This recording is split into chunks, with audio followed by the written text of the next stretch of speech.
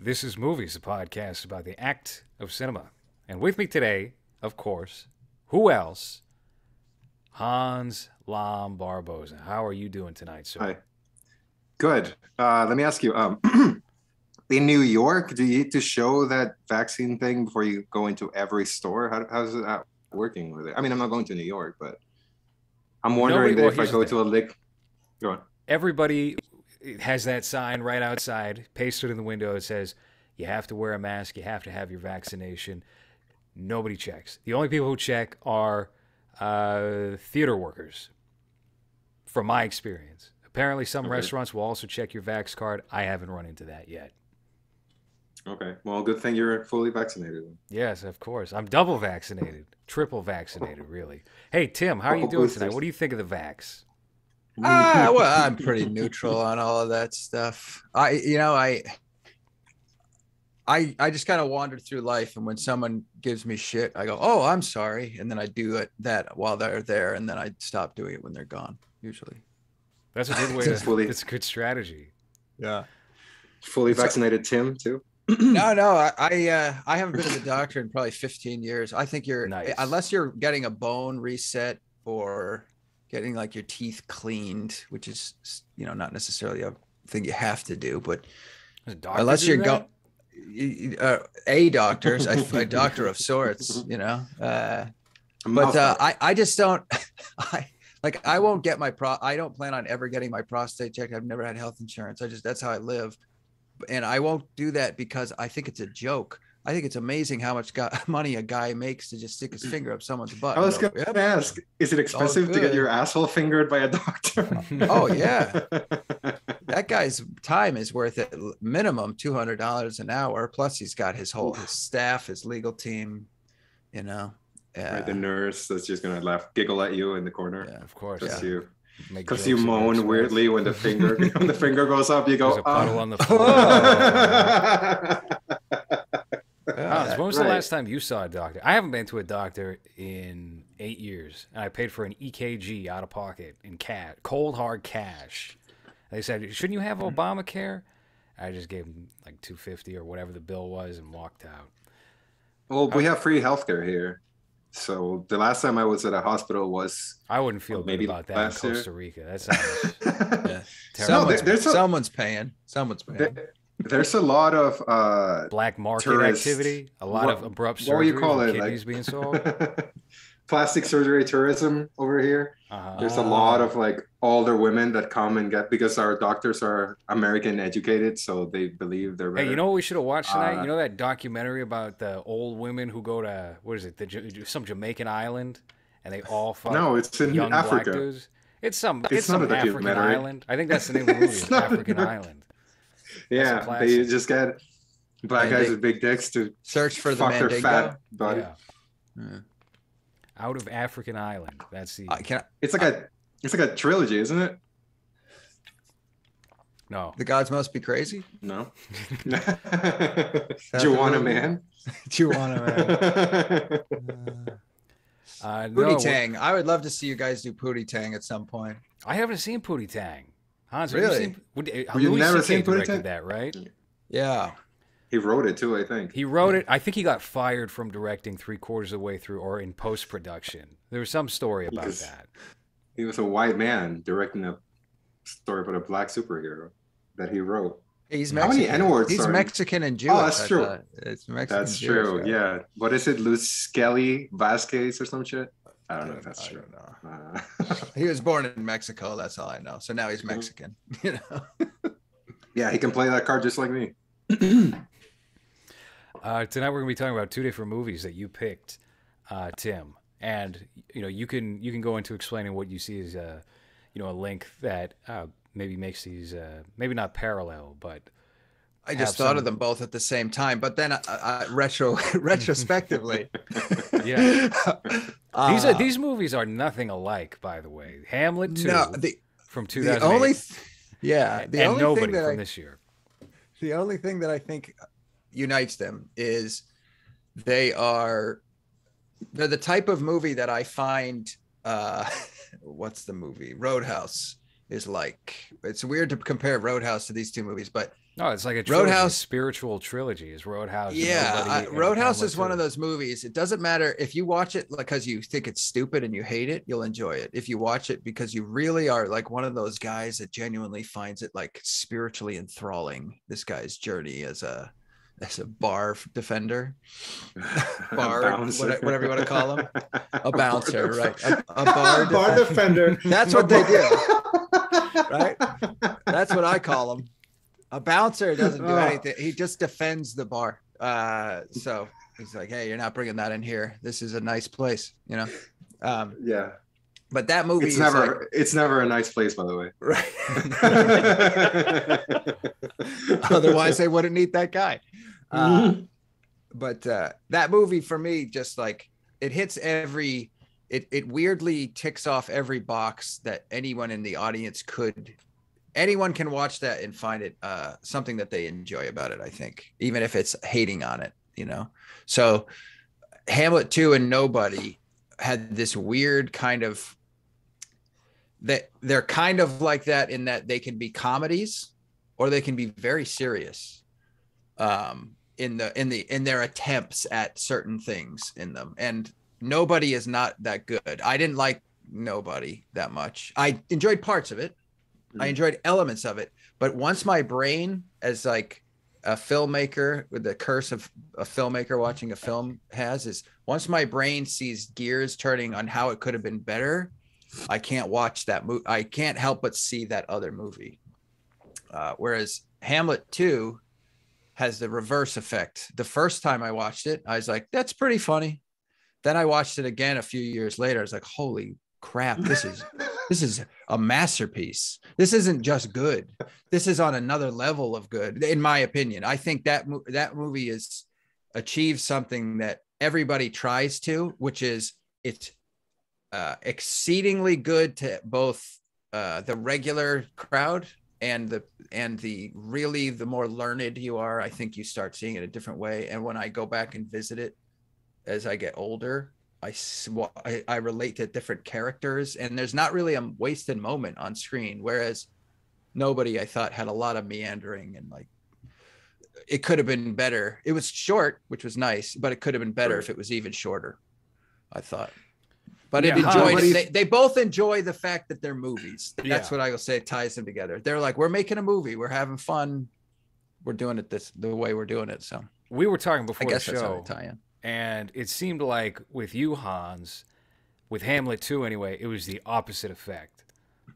Oh, yeah. Like you did not vibe it on this go around, but you liked it before. No, I remembered Hamlet 2 having like a Freddy Got Fingered effect on me, where when I first saw it, I was like, this is awesome. Like, I love this movie. This is so funny.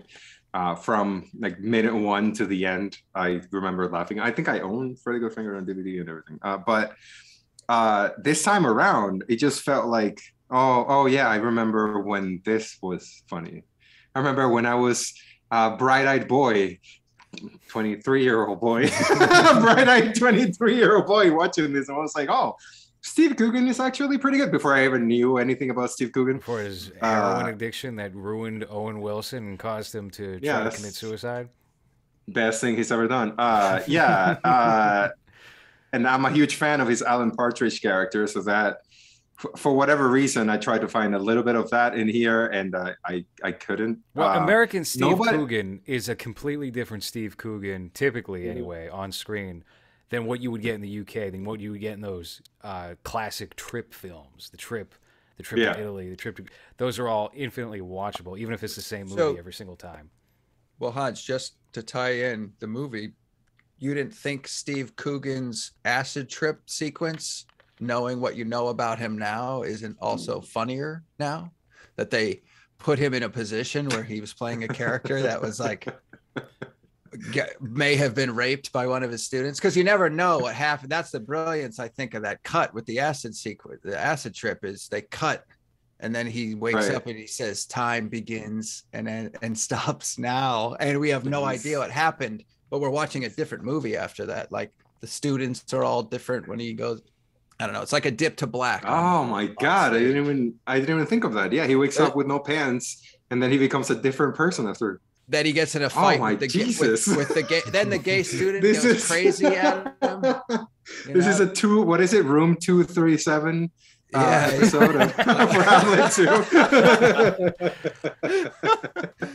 But can I get filled in real quick as an aside on the whole? I know Owen Wilson tried to kill himself. I saw a video of David Spade saying, "I didn't know that" from TMZ, and then that was all I knew about that story. And then Owen Wilson was gone, and then he showed up in a Woody Allen movie, and I was like, "What's going on?" That's essentially. I never knew. I don't know if there's any hard details about it that have come out. I think he cut his wrist. He tried to do the Robin Williams thing of getting in a tub, you cut your wrist, and then you also try to hang yourself at the same time. But somebody caught him. So he lived, obviously. He's in that new Wes Anderson film that just came out this week. Of course. But is that the only person that's employing him still? Kind of. I mean, look. He was just in Marvel. He was in like Marvel. He was on the Loki. He was in Loki. Right. So he's making a comeback now. Just a Disney Plus actor then. Yep. Yeah, he's really scraping the bottom of the barrel now. What a loser! Kills himself. Tries to. Can't even do that right. Now he's making no fucking money at all. Should just try to kill himself again. Here I am in fucking Costa Rica criticizing him, making zero money. What is Steve Coogan doing? That's a real question. I haven't seen Steve. He did one trip film last year. I haven't seen him in anything else since. Actually, as a matter of fact, his American career kind of died with this. It came up with this movie and Tropic Thunder, which was the same year, 2008. Great year for commercial, big blockbuster movies. And just flatlined after that. Mm. Well, wasn't that around the time of the...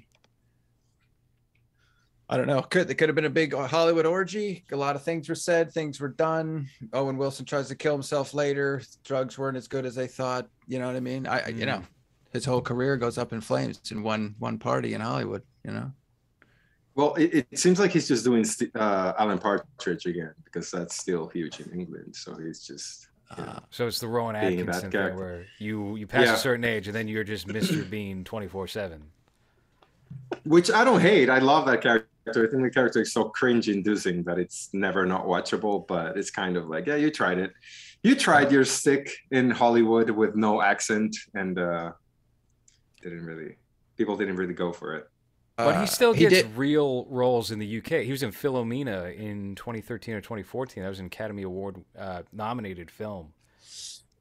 Do you guys see that? The only British stuff I follow is... who is that? What's the name of the guy who did Flowers?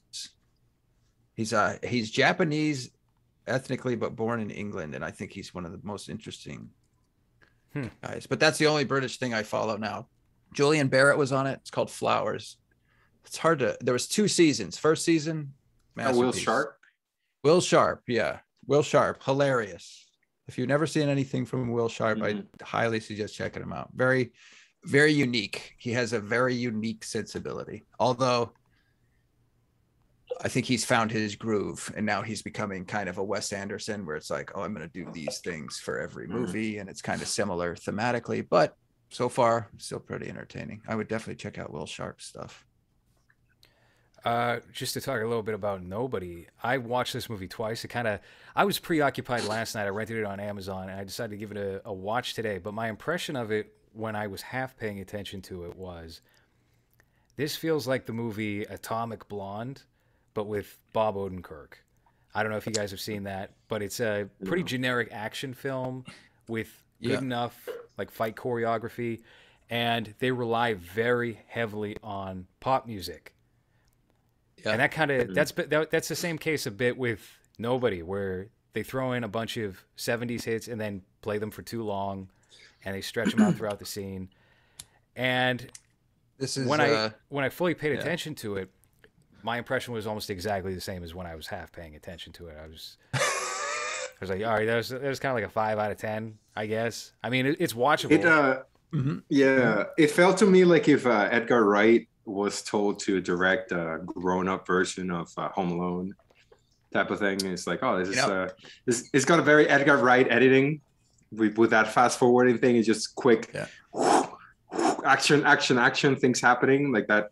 felt very Edgar Wright to me. And then also the music that was used and the action scenes were very Edgar Wrighty, at least like his spaced stuff and kind of what is it, Hot Fuzz-ish at times. But the whole I'm enjoying Christopher Lloyd taking like a Peter Boyle type of roles, like in this one. Like I felt like this would have been a Peter Boyle role in like the 80s or 90s. The role that he played was just an old guy that shoots people. That's one big upside to this movie is Christopher Lloyd getting work. I'm always very happy to see Christopher Lloyd in anything.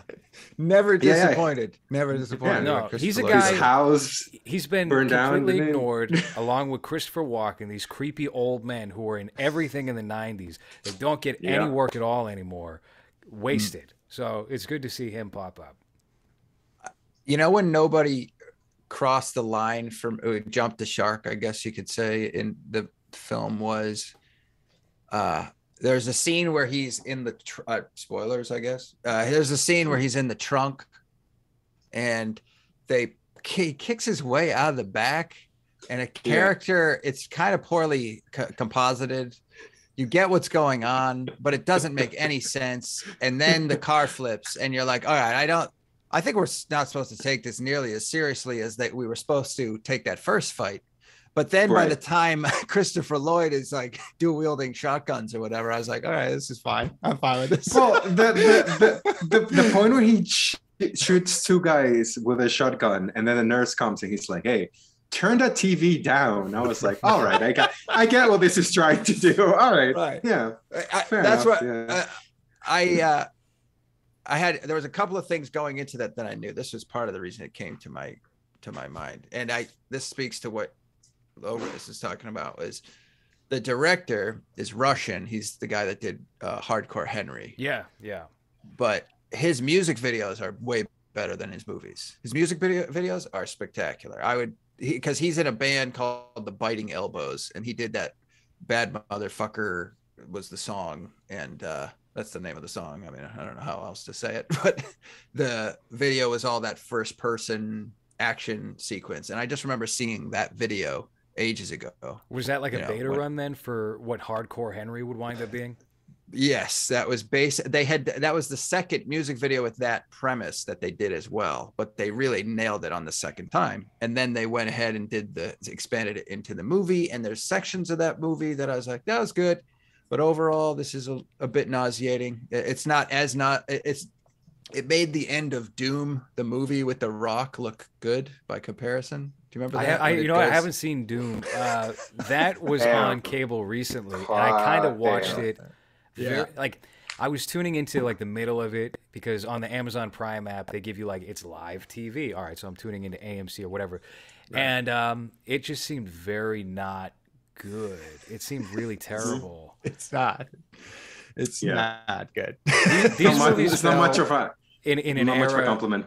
I think where like movies like Crank really set the the record of like, all right, this is what an action movie is supposed to be. A lot of Jason Statham, Transporter style films, and they just made it as over the top as possible, like those Nicolas Cage Ghost Rider movies. More so than I guess the second one. Hell yeah. Right. That one's pretty insane too. They don't. Doesn't really that have vengeance in the title? Yes, the Spirit of Vengeance. Yeah. There it is. Okay, yeah. When vengeance is in the title of one of the sequels, you know it's going to be good. It's going to be they're going to top whatever they did before. But that, to me, that's where a filmmaker. That's why, like, I applaud good action films, because if you start too big, you can't go anywhere. Which is what nobody did differently at the end for a moment, just to fuck with you, which I thought was great. That's what it redeemed itself to me, when he goes in and sits down and has the conversation. He does the old Joker, I'm strapped with a bomb gig. He's sitting at a steak or something at the club. Yeah. And he has a conversation with him about how they don't have to fight, and he doesn't have to keep ruining his stuff. He can go live his life doing something else. Take the deal. Then he gives him time to think. He walks outside, and then cue the music, because this is a movie. This is a movie. That's boring. It's cool. It would be ballsy if they did that ending. If a movie did build to a conversation where they didn't do anything to each other, but nobody wants to watch that. It's not a good movie. So I thought it was just funny that they did both of those elements. Although I couldn't help but feel like this was a movie that they fired the original director on, or had somebody on for pre-production, then changed during production, because it did feel like there's a conflict of styles going on. Yeah. Is it because you couldn't tell if he was a badass or like a clunghead that couldn't do anything? Yeah, and the sequence where they're in the opening where it's just like Monday, Tuesday, Wednesday, Thursday, and they do it over and over, that was just multiple takes. So that was like an afterthought in the editing room where they were like, oh, well, let's make it a mundane thing and add some flash in the beginning, otherwise it's boring and stupid. You know, it's just another guy who reaches his breaking point, and his save the cat moment is so obvious and happens at the end, and it's so out of nowhere. I was like, there's some redeeming qualities, but it just felt like there was two different writers or two different directors, that it just wasn't the same people all the way throughout the movie. Also, do you guys feel like the character maybe over exaggerated a little bit when he was on that bus? It's like there's 5 drunk people. Yeah. There's 5 drunk people coming in. There's their truck. I thought I missed something when I watched it the first time. I was like, all right, so these are bad guys. And they're just out on the town having a good time, and Bob Odenkirk spoils that. He spoils all the fun. Yeah. They're being slightly annoying. I've been there. I've been with kind of drunken people on the bus where you're just like, fucking around with your friends, and then a girl is there. That's the turning point in the movie, is like some dudes crash into the movie. The movie's over. He's already done the thing he failed. So now he has to take his aggression out on somebody. And it's like, he's kind of an asshole, but you know what movie came to mind was A History of Violence. I was like, this is a stylized history of violence, because as they go through, like, the wife finds out that he had a different history, but the speech about everybody having that second moment where he was like, oh, he went and saw that guy who had like really reformed and changed, and he was like, I wanted that and stuff. That was fascinating to me, that element of it, but it was like fleeting. There was all these little like bite-sized morsels where I was like, I wish they had explored that more, because that's cool. But I think because it was fleeting is what makes it cool, you know, like, because they didn't overdo it. Those little moments were cool, but overall it added up to yeah. Well, I think one of the most gratuitous things in the film seemed to be an overabundance of green screen that was used for every single, like the bus. I mean, the bus shots look completely fake, and you didn't even have to do that. You could have just parked a bus in a parking lot or so, just an empty driveway, and you could have done that pretty easily. But you have him sitting at the back of the bus, a regular old Rosa Parks, and you just see nothing but like a cartoon city behind him. Right. Just like the Matrix trailer here. Yeah. Oh God, no. Tim, have you seen that new Matrix? The trailer to it? No. I've actively avoided. I love watching movies blind. I gotta say, like, the bigger they are, and the more I can like shield myself now. It's the first shot in the trailer. Hans, pull up all we need to do is do the first shot. It's literally the establishing shot, the very first still of the movie. It's a Fortnite. There you go. Like Fortnite. That's it. That's what they open with. Good. And you think it's like, all right, well, it's the Matrix, right? So maybe they're doing something. It's no. Right. Every single shot is SimCity in this movie. Oh wow. Yeah, it looks like shit. Oh my gosh. Well, right, that's enough. We don't want to ruin it. I don't know. That's all you have to. Oh my God. What cinematographer would sign up for that nightmare? You know what I mean? Think about the first movies. The very first one, like, those cinematographers went above and beyond. That's what makes the first Matrix, is like the cinematography of the first one is exceptionally good. That and Joe Pantoliano being another wormy guy. He's not cast as the wormy guy enough lately. That's my opinion. It's because he can't read or something. He got like his brain melted. He was in a car accident. I don't know. Something's up with Joey Pants. Oh, poor Joey. Hey, did he? Well, let's see. The cinematographer worked on a bunch of Italian shit. Yeah, I can't even. They're all just Italian. I was gonna say, you know what that looked like to me? Which isn't a put down of the movie it looked like, but it looked like Babe Pig in the City. Oh my god! It looked like that. But Babe Pig in the City is going for storybook, cartoonish, ridiculous. Not this is the Matrix, and I live in 3 cities at once. Apparently, like what were those skylines? I don't know, but the best thing about this Matrix trailer is when they get someone that kind of looks like Lawrence Fishburne, but not really.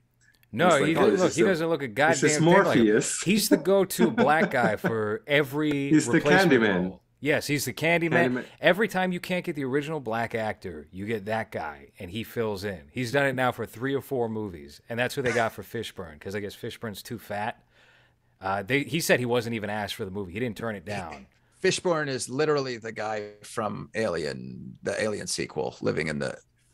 Fishburne is too busy ship going insane by himself, right? He's too busy trying to keep his daughter from doing pornography.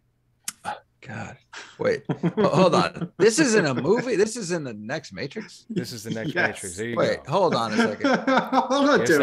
You haven't seen the trailer. No, I haven't. Hold on. I'll share. No, I'll share my audio so that you can get the full enjoyment. Where's she? Oh man. You got that's a new Oracle. Is Pat? What's his name? Patton Oswalt. That's right. Yes. One of the Neil Patrick Harris is the Doogie Howser. Yeah. You got the new Oracle there, and oh god, it'd be great if James Corden played Agent. I gotta hand it to Keanu, man. He's a good guy. He'll give you. By the way, he'll give it the old college try, you know. Hey, I'm not cutting my hair, and I'm wearing the same thing that I always wear every day, in and out. While I you remember what this? You remember what Trinity was like hot? That's Trinity now. Yeah, that's like that. I thought that was Martin Short. What's the comedian that got her titties cut and then she was on? Oh my gosh, that Zack Snyder movie. Gilda Radner. No. Tig Notaro. Yes, thank you. Yeah. Dude, I opened for Tig Notaro. She gave me a song and dance when I bought an album off her, and it made me not like her anymore. I was like, just give me the album. I'm trying to support you. Just no. Did she talk about how her? She hadn't had her. This was before she had the double mastectomy. This is before her act went that way. She actually She had her A's, the 32 A's. Yeah, dude. No, but she had a joke about. She had a joke. This is ironic, man. She had a joke about who is it? The Chaz Bono, Chastity Bono, who then became Chaz, and her joke was Chaz used to be Chastity, but cut off the titty, and now it's Chaz Bono, and that was her joke. That was her joke, dude. And later laughed harder and harder as the years went on. And as that joke developed in my own life and my own kind of third person view of that whole situation. It's like I couldn't help but laugh, but you know, whatever. It's kind of like the bell tolls for thee type of thing. Those shots look okay. Those 2 shots look fine. Yeah, I guess. Wait, is that a fat Smith? Is that who we're getting now? We're not getting. No, you don't get Hugo Weaving for this one either. They didn't invite him back for some reason. No, that sucks. All right, we don't need to keep watching this trailer. It's gonna get flagged by YouTube or something. They're gonna have a problem with that. It looks like what was the one where Magic Mike flew around with the boots and he rescued what's her name from Family Guy? Juniper Ascending. Yeah, that one. Jupiter. Yeah. It looks like a Matrix fan film. Yeah, it doesn't look good at all. I don't understand why they think that. Well, it has a more feminine flair. If you remember, the first Matrix was directed by the Wachowski brothers. But now Lana and no, just Lana, Wachowski sisters. Oh, it's just Lana. Just Lana. She gave her other sister the boot for some reason. They're not getting all the brother teams, sister teams have broken up this year. The Coens are done. The Wachowskis. Are they? Yeah. The Coens are done. Well, yeah. Wait. What was the last thing the Coens did? Ballad of Buster Scruggs. Ballad of Buster Scruggs. The Macbeth movie that's coming out in December or January on Apple, which is like the first Apple Black movie and that white. looks remotely good, is only going to be, I think, Joel Coen. Okay. Fascinating. Man. Oh wow, the Matrix Resurrection has truly the Great Reset is happening. It's affecting every aspect of our life. Well, the Matrix Resurrections has Christina Ricci as its main character. Have you seen her I don't know lately? who she's playing. No. I just saw a GIF of her from that's where she was chained up to Black Snake Moan. Black Snake Moan. Yeah. That's a movie that looked like it was going to be great. Had a lot of promise to it, and you watch it, and it's just kind of a dud. It's just kind of boring. I just saw the Addams Family, the first one, and you know what? Raul Julia. Excellent. Yes. Listen, be a classic. Yeah. No. Hold on. It felt like a movie that, and I hate saying this because on my letterbox is like a 4-star, because I was like, this feels like art. Like it feels like people were thinking about the sets. They were thinking about every take that goes into the movie, every performance. It's like people that are trying to make a good movie without the use of CGI and that shit. And he was so good. I feel weird saying that. I was rewatching the old Discovery Channel show, Movie Magic, which I feel like they should be doing that now. I mean, there's all these YouTube channels, but I always liked the narration and the jumping around from set to set that they did. And I don't know, it's just classic. But they did one of the matte painting shots from Addams Family. And I just couldn't believe, like, just looking at that and then looking at the garbage that we get now that they shoot in an afternoon, and going back to Nobody with the green screen shots. Like, I was rewatching, I watch all the time, but North by Northwest, there's a shot where they're getting off the train and they're just walking, holding stuff. It's a rear projection shot and they're on a track, and it looks spectacular because Hitchcock knows exactly what he wants. He knows which direction the light ought to be coming from. He knows how to expose film. Like, they were engineers. It wasn't just put them in front of a green screen, we'll add it later. Rear projection is even now infinitely more charming than anything with a green screen. The green screen, the seams start to show in that within a year or two of any given film's release. But rear projection has a certain artificial charm to it. The fact that they're at least standing in front of what you're seeing on the screen, I think, adds a layer of. It's just much more watchable. It's much more pleasant on the eye, even if it's a more flat image than whatever you could produce with a chroma key. It's like the Tom Cruise. I'm thinking of Tom Cruise walking and hitting his fists and eyes wide shut. Those shots are great. I didn't even know that until recently. And then once you see it, it's very obvious. It's very clear. It's like, all right, this is all a UK soundstage, and then we have this one shot where he's actually, but it looks good. It still looks good. Yeah, I wanted to watch them just because they put out a couple of Addams Family animations, but are you doing a retrospective? That all caught up for Addams Family 2, the cartoon movie? Yeah. Did you watch? Hold on. Raul Julia, Tim Curry one that was made for, what was it? ABC Family, direct to video for Warner Brothers. Addams Family Reunion. No. Daryl. Only you know about. It's only ever been released on VHS, and I got it. No, I got it once as I think an Easter gift. I feel like you'd make a good Gomez, actually, dude. I feel like if they did. How about say young something? Gomez? Can we pitch Young Gomez to Netflix? And it's like how you meet. It's a prequel to the whole Addams Family franchise. It's how what's her name? How you get horny as soon as you can grow a mustache.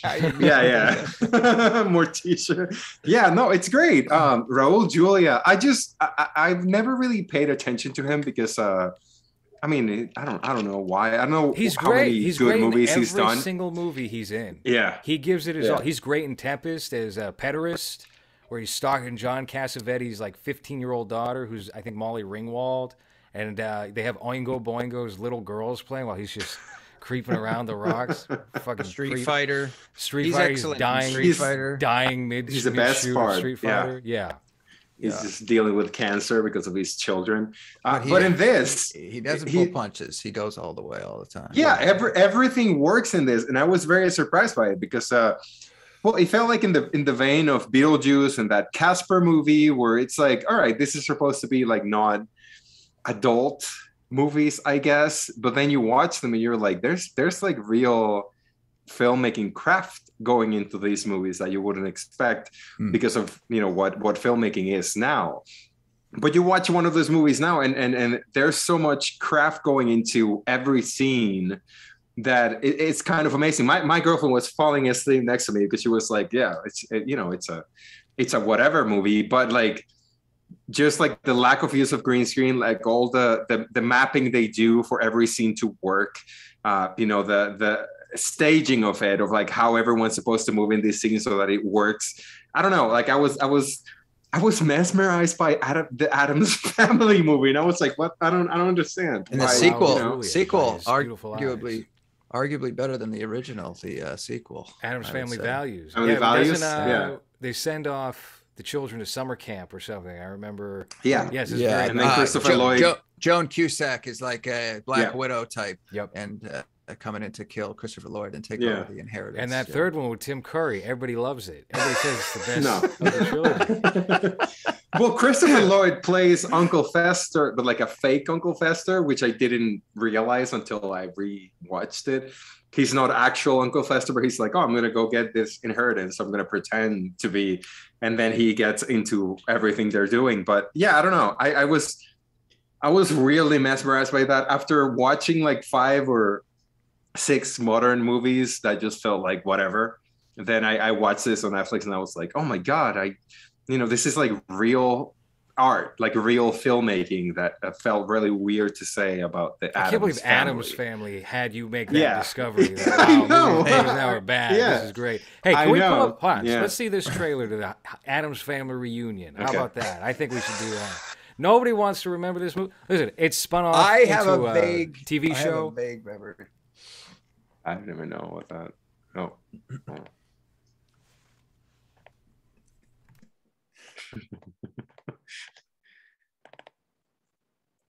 Oh man. Wait. Let me share the audio. I remember this trailer on old VHSs for sure. Oh, it's just like it's only on one side. Is back. What a glorious day. In a spooktacular comedy the whole family will love. The Addams Family Reunion. Puggles is definitely obese. Oh Ed Begley Jr. Yeah, he's like 100 pounds heavier in this movie. He was kind of fat. Now he's like obese. Into their past. I've just been dying to meet you. Likewise, of course. And finally, they have more than a few skeletons in their clossets. Our ancestors go all the way back to Vlad the Impaler. Starring Daryl Hannah as Morticia. How do I look? Just to kill. Tim Curry. This is so bad. This is what you're talking about, right? This is what Ed Begley made you Jr. discover. There's some art to the Addams Family. Hey, there's some nice Dutch angles in this trailer. It's a killer comedy. The Good whole for them. family will be dying to see. Ed Begley The Jr. Addams Family Reunion. I gotta say, Now some of these on shots still look pretty planned out, pretty good compared to. Not necessarily in that order. From Saban Sad. and Of course, Saban. That fucking that Middle Eastern huckster. Of course, just getting all those Power Rangers sideshows. Here's what I know about this movie. Apparently, the rights were tied up with multiple companies at the same time because I think the 2 theatrical Addams Family movies were put out by Paramount, and then this one was obviously Warner Brothers because Warner Brothers I think owned the rights to the TV series or something from the 50s, and the Paramount had the characters, so they were able to pull that off. And then Saban also did a TV show for ABC Family. Why don't we just pull up a trailer real quick for the ABC Family? I think it was Fox Family Channel at the time. It was like 1998 or 1999. This series, if you thought that looked terrific, you're really going to enjoy this show. I think it's just called The New Addams Family. Ah, the new. That's always a great touch, is when they add "new" or "real" in front of it. It makes you. There's some new episodes of Animaniacs on Hulu. I couldn't believe they called it the new Animaniacs or something like that. I don't see any of the new Addams Family at all. Really? All right, maybe I got the title wrong. Maybe I don't know. Yeah. Let me take a look real quick. You keep searching though. Hey Tim, what's your favorite Addams Family rendition? Addams Family member? Which member of? I always liked Cousin It. I always thought Cousin It was. Yeah. He never overstayed his welcome. He was like Steve Urkel, but they kept him to one note. You know, like they didn't let him take over the show. Where they're like, everyone likes Cousin It. Let's make Cousin It the star. And it was like he just goes the whole time. How was it like Steve Urkel just horny? That was more of a beaker. That was more of a beaker. Yeah. Yeah. I think my favorite Addams Family member is John. Which one's that one? John. Is that the John Adams? woman that wants to marry president of the United States? Yeah, I was gonna say the Costa Rican might not get that reference, but no. John Adams. Yeah, dude.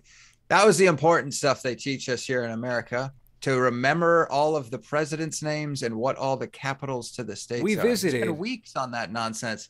Hans has been to John Adams' house, actually. I will say that. Oh, yes, yeah. you did visit. You visited the John Adams and John Quincy. Yeah, it was creepy. It was creepy as fucking. We were like trying the to get Addams some family ghosts. home. We're trying to get ghost footage and we got nothing. We didn't get anything. Yeah. I wonder what would John Adams' ghost be doing? What do you think? I don't know. Saying a lot of N-words. Being racist. Hans, how can He's you like, not oh my find God. How can you not find this? It is the new Addams Family. It was on YTV Canada and Fox Family, 1998. Go. You type that in with 1998. There's a new Pugsley in that one, by the way. I was going to say, Hans, if you're not familiar with the 90s, there's also several other TV shows from decades earlier that were turned into feature-length films, like Brady Bunch. What were the other? There was like you know what? I think that Brady Bunch movie wasn't bad, if I remember. It wasn't. I haven't. It was genius. They really knew what they were doing. It was just, what if the Bradys existed in the real world today?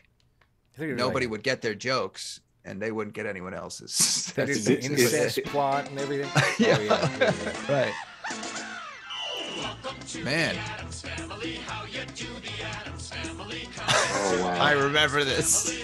I don't. I watched this. Stinks. I might have watched this on Saturday morning once or twice. Oh wait, hold on. I remember that Fester. Yeah. Because that's the same actress from the movie. Yeah. I mean, the third movie. You know. Is this is the time of Beetleborgs, right? Yeah.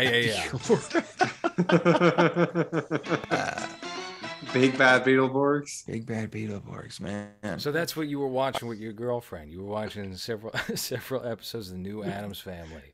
No wonder why she was bored. I like it.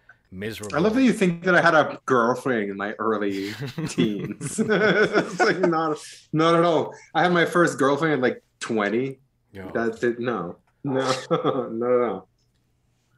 Well, this movie, nobody is quite like a good episode of the new Addams Family, if I recall correct. Right. It's been a while since I've watched this show, but you're right. It does have a Beetleborgs vibe to it, doesn't it? It's probably all Saban. I think this was Saban as well. And what do they all shoot in Canada? So they all have those like off-brand actors. It's like Superhuman Samurai Cyber Squad. I don't know if I'm familiar with that. What was that? No, nobody is. I can't. I feel like I thought it was more popular than it actually was. So Saban took Super Sentai, this footage from Super Sentai, and then turned it into Power Rangers. Superhuman Samurai Cyber Squad was the exact same formula, but with footage from Hyper Gridman, which I'm actually reusing in a project with a friend. We're taking the Saban formula and doing that, mixing that with Pacific Rim and a couple of other kaiju-y type things. This is what Saban looks like. The youngest Lawrence brother was on exactly what you expect. Oh, he's with Hillary. It looks like Jason, but bloated. Oh. There he is. Oh my gosh. There's that billionaire. Yeah. Oh, the action pose. You can tell he drank a child's blood once. I was feeling bad about myself the other day, and I said, well, at least I've never cut a child's face off. And dancing around in its blood or anything crazy like that. I'm not no, that that's just bad. New Year's Eve. That could be a blast for you. What did you think of Odenkirk?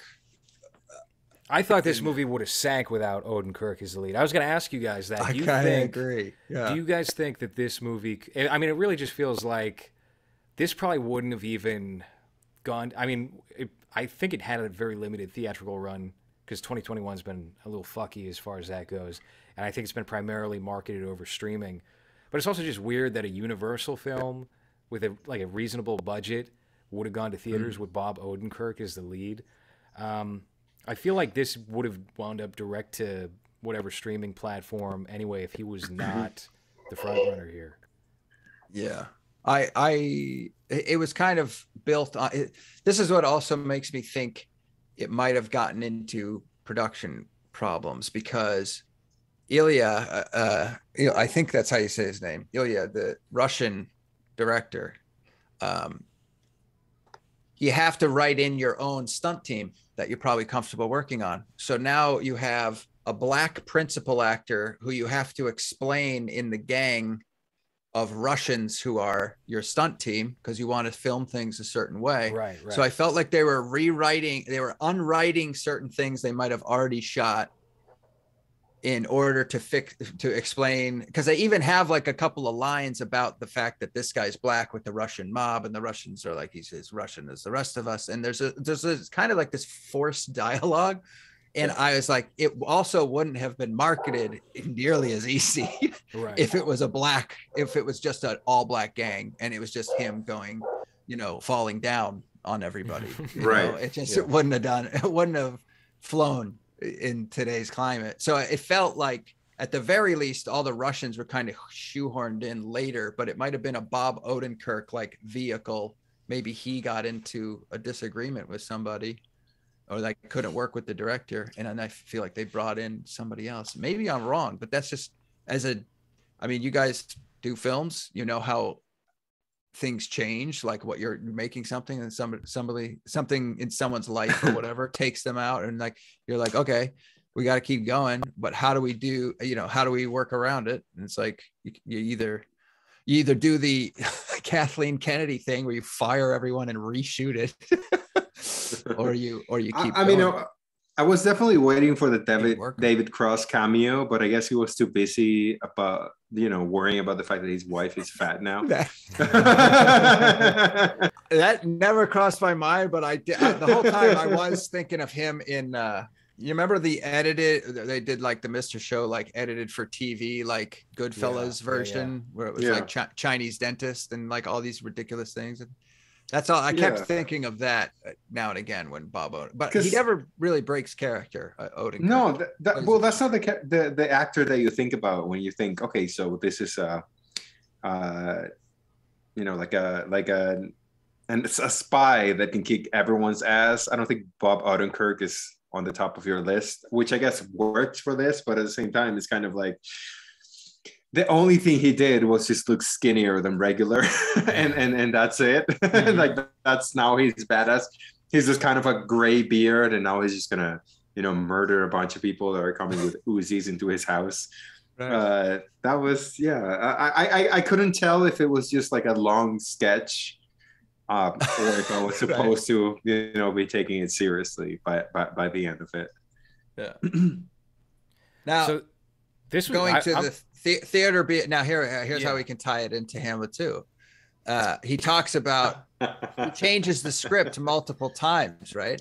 As he's working on his project because life is happening, and he says he was like, you've turned my character into a gay, and he's like, he's bicurious, and then he goes, and then he continues to, he's like, my wife, some personal things and looking at my relationship with my father, not to mention my wife's intense desire to get pregnant and the acid. I just started thinking about things differently. Right. And that's why he changes the script. And he's like, theater is a living thing. So I was like, nobody does feel like one of those living thing situations where it was just plagued with one or two big problems that they're like, we've dealt with this before. It's okay. we'll keep going. We'll bring in this other person. It'll be his chance to. It's a director from Russia. They do this like with what's his name, Sandberg, who ended up doing Shazam and Lights Out, where it's like they bring him in, they test him on some same as Stanley Kubrick. They test him on some project halfway through. They finally get their chance because some prima donna walks off or something. And then if they deliver something, that's usually a win for the you save the production from going out of business. Well, you could tell this movie Hamlet 2 was written probably with the musical number first and then everything after. You know, like we think of all of these funny things that we're going to put in the last 20 minutes of the movie, and then let's just build, you know, after that, because the songs and everything that happens in the play, which goes on for like 20 25 minutes of the story, feels like the only thing that's scripted. And everything else is just like, okay, well, let's figure out which characters kind of fit into this to make them, you know, create the characters before the performance happens. But yeah, I would. One of the things that always irks me as a viewer is when a character doesn't have a payoff.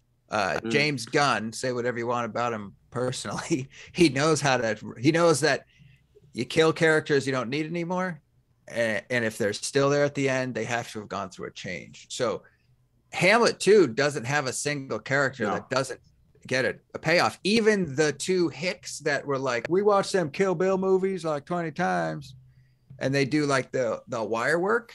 The stoner that sold him the paperwork is in the audience and goes, that is excellent wire work during the show.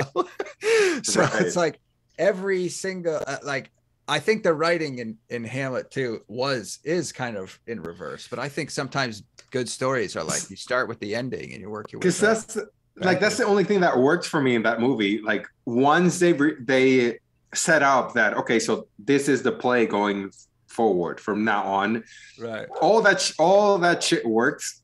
Whatever happens behind it or before it is kind of like, oh, I don't really, you know, you don't really care about any of the characters or anything go through.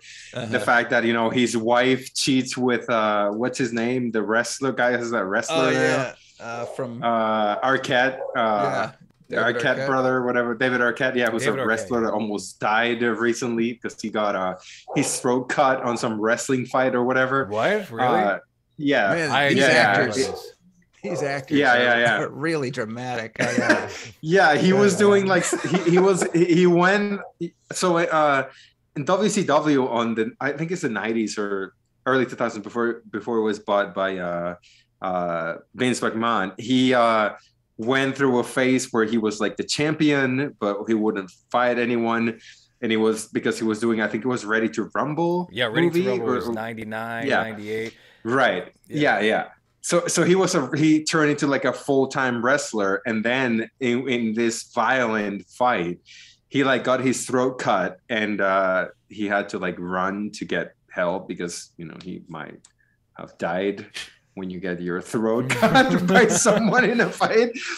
So just seeing him as like that guy, just like this supposed to be like sexy roommate, like sexy in shape roommate, was kind of weird after, you know, knowing all that history. But everything that happened before the play kind of feels like filler, like kind of feels like they just retroactively, they were like, all right, we have 20 minutes of this funny play that's going to be Hamlet 2, and we're just going to be offensive and like throw whatever jokes we can.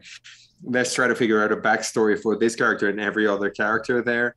Where by the time they got to the play, I didn't really care for any of the characters, but that's the only time when I laughed when they were actually doing the play shit. Well, that's why this movie thought was written by one of the guys who worked on South Park, and they were big on musicals, obviously. So it was probably whoever was the expert as far as that went.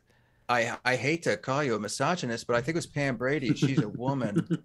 Oh, I can't believe I'm fucking with you, man. Trust me. If you if anybody, like, I would never call you that, even in jest. Like, But I just couldn't help it. I was like, no, how many women have I called pigs on this show Brady. before? How many women whose weight I've criticized in movies and TV? Any episode of Civic TV, pointing out somebody's moles. I just found out. Civic duty. Who's that dog's barking in the back? Is that you, Hans, or is that Yeah, you, it's Tim? me. Oh Yeah. God, it's me. Hans, right I'm the one that lives in a third world country. You know, they're probably killing some Nicaraguans, some shit. That's the security system. Not on Hamlet too. Although we were talking about David Arquette. Have you guys seen the new Scream trailer? There's a new Scream. Oh, there's a new Scream. It's Scream 5. It's called Scream. I don't want. Is Wes Craven doing it? No, he's dead. He's been dead for I years know. He's rotting. He's busy. I know. That's why they're like, how long do we have to wait before we continue to capitalize on that guy's intellectual property? They're like, I never thought Scream was even good. Like, I never really liked. I've never understood the appeal. The first one, when it came out, very meta, very edgy, fine. And when I went to see Scream 2, I wore that mask, or I brought it in, but didn't tell anyone. And I leaned over to a girl that was there with us, and she punched me in the face because she got so scared. But you know, whatever. That's funny. Well, those are my Scream memories. That's it. It's like it's one of the movies. Just like hang up the phone and you're fine. In the second one, you get to see Jada Pinkett Smith get hers in the opening minutes as a kind of retroactive punishment for cuckoldry, for cuckolding poor Will Smith, depressed Will Smith, who thought about killing himself and his father, apparently. Yeah. There's so much news on that disturbed Smith family. Professor at school, one of my film professors told me that this is when the facade of Hollywood started to really shatter for me. He said that he had a friend that worked in Hollywood, and one of his jobs was to organize orgies for Will Smith and Jada. Oh, wow. Have you guys heard the story? Actually, this ties back to the Arquettes, because I think it was Alexis Arquette, God rest they them soul, said on Facebook, I think her final words were, wouldn't it just be God rest their soul anyway? One of the last things that Alexis Arquette did was out Will Smith for sucking his manager off. See, I don't even know what to say here. Alexis said, oh, Will's first wife divorced him because he had a big old mouthful of his manager's penis when she came home from work one day. You can't be sus. In the black community, you can't be suspect. No. I think that's your people up. They out here. They snatching your people. Wait, so you think Alexis killed itself? No, it was AIDS. I mean, technically, if you want to play it that way, yeah, unprotected sex. That's kind of a slow suicide, but no. So was this another choke jerk and that we talk about all the time? No, that was actually Owen Wilson. Owen Wilson tried to choke jerk himself to death. See, here's a recurring bit on the show: is anytime David Carradine. Whenever I hear choke jerk, I immediately go to David Carradine. Yes, he's the only one. Yeah, we've talked about Robin Williams' suicide many times. Anthony Bourdain, and Hans goes, "Oh wait, he choke jerked himself to death." Yeah. No, it was just a regular choke. It was just a regular old suicide, Hans. Although I guess if you're gonna kill yourself, you might as well throw that in as a last treat. Why not? It's not like a report on it. You know, no one's going to say, "Oh, he wanted to get a That's nut what out." they used to call it back in the 50s. Yeah. The sad man's treat. Yeah, is there some sort of what? I've just never understood the choking aspect. I just was like, whatever. I'll be over here being relatively normal. No, it's like.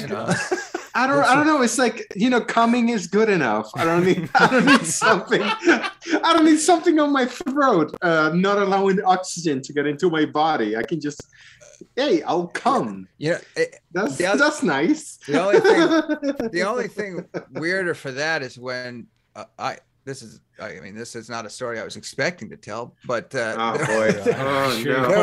go. I think I did. There was a girl that I was dating, and there, you get to know each other, you get more comfortable, and then people request things. She happened to request having her hair cut off, and I said, I can't do this. I've seen Cops. That's how those guys end up on Cops, saying she asked for me, man. She wanted. I was like, you're asking me to stop a bodily she function. Just pulled up the George Floyd video. Said, please do. Yeah. Could we try this out? I was like, I can't. Sorry. Needless to say, that relationship isn't a thing anymore. Wasn't. After Wait, that, hold on. So I was like, whatever. Hey, if you don't think me choking you is like something you can handle for the rest of your life. Yeah. So hold on. So are you saying another night? Are you saying that being with a girl that likes to have her life put on the line every time she has sex is not a stable thing to go for? It's a slight red flag. It's like that's it. Maybe not. Maybe you figure it out. Maybe you talk to each other and you figure out a safe word and you got all that kind of stuff going on. Whatever.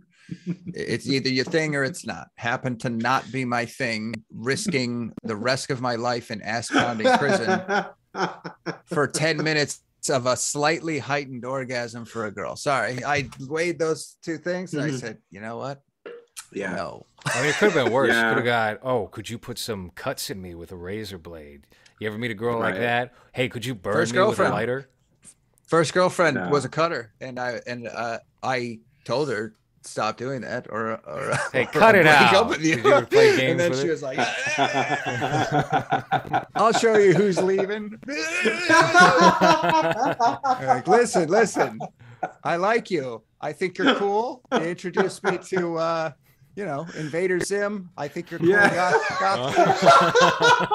I think you're a cool guy, chick. I'm happy.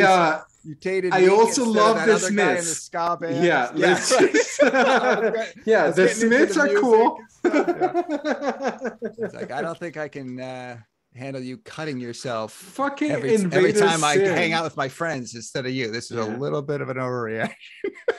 Every time I have a beer, you make me sing The Cure song to you so you feel better. Yeah. Oof.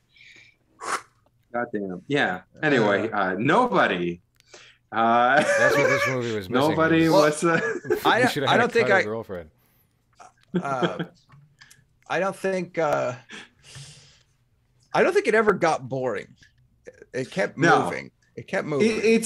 It feels like, which is what I was telling LowRes before we started recording. It feels like maybe episode 6 of like a 9-episode series, where the character finally wakes up and he's like, all right, well, you know what? I'm actually an ex-military badass type of thing. So I'm going to do a bunch of shit that, I'm going to send my family away and to deal with this Russian karaoke singer thing. But there's not much substance there for him, which was very only God Forgives. When you watch that, you can really feel all of Ilya. He's a younger director. He's only about, I think he's 34, maybe.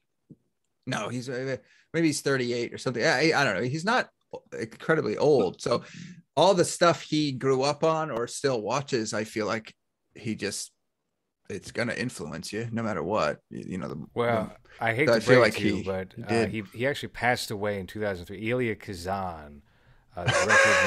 He's dead? What? Yes, this is actually he's 37. A post-mortem film. Yeah. Most people don't know that. Good old Ilya. It's just what's your favorite Elia Kazan film? Probably just On the Waterfront. I mean, that's I think that's it. And and that scene that everyone talks about, he was like, "Whatever, you guys figure it out. I'm out of here." I believe that's the way the story goes. He said, "I'm nobody." It's like, I'm Russian. That's the quote. Yeah. I'm Russian. I don't know anything. What human emotion? What is this? I noticed that the trailer to Nobody promoted that this was also from the producer of John Wick, and they're teasing the idea. Well, maybe this will cross over with John. Maybe there's going to be a John Wick Nobody shared universe. I'm going to say that's not going to happen. I think maybe there's an outside chance of Bob Odenkirk doing a guest starring appearance on that Mel Gibson John Wick show that they're doing. I don't know if you guys have heard about that. They're doing a show? With Mel Gibson as the lead. I think it's about the hotel, the Continental. Oh, you know what? I'm in. I'll watch it. Mel Gibson's in it. I'll watch it. It one way or the other. It's got to be at least worth his time. Which he's done interested. I'll check out anything that has Mel Gibson. I checked out Force of Nature, that Puerto Rico hurricane movie where he's an old cop. I never watched it, but I was like, this seems like something I'd be into. How was it?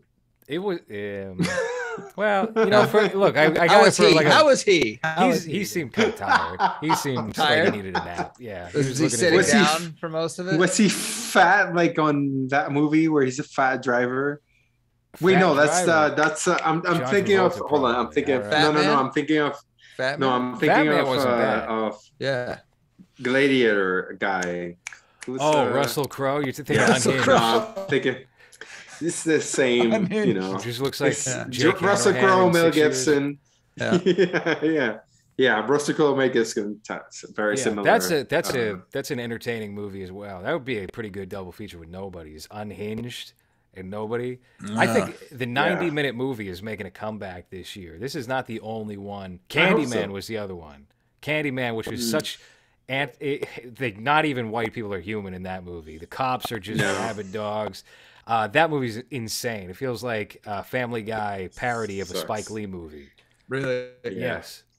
Maybe that's his gig now. He's like, I'll do it so obnoxious and get paid that this Jordan Peele. How many more times you guys want me to make this movie? 6, 7? All right, we'll call it something different every time, and here we go. That's the gimmick. Dictionary Jordan Peele. Yeah. He's just. That's kind of a bummer. That's kind of a bummer because it lessens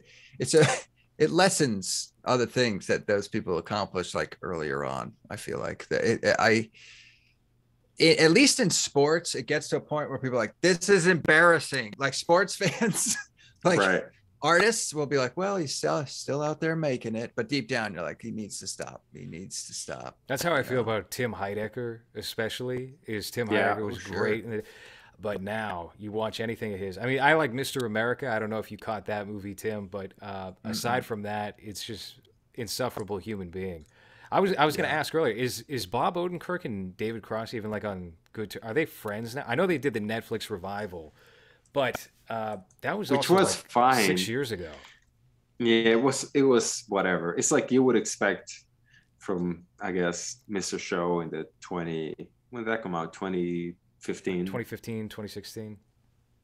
Yeah. No, he's he's in that animated show that's based on a Twitter account called Chicago Party Aunt.